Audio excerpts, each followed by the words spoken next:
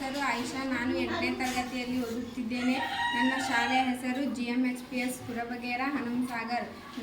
ಪ್ರಯೋಗದ ಹೆಸರು ಅವಾಯವಿಕ ಉಸಿರಾಟದಲ್ಲಿ carbon dioxide ಬಿಡುಗಡೆಯಾಗುತ್ತದೆ. ಕೊಲಿಕಲ್ ಫ್ಲಾಸ್ಕ್ನಲ್ಲಿ ಬಿಸಿ ನೀರನ್ನು ಹಾಕಿದ್ದೇನೆ. ಅದಕ್ಕೆ ಈಸ್ಟನ್ನು ಹಾಕುತ್ತೇನೆ.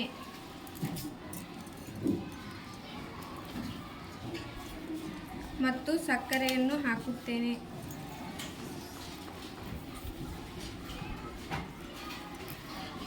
ಈಗ ಅದನ್ನು ಕಲಕಬೇಕು.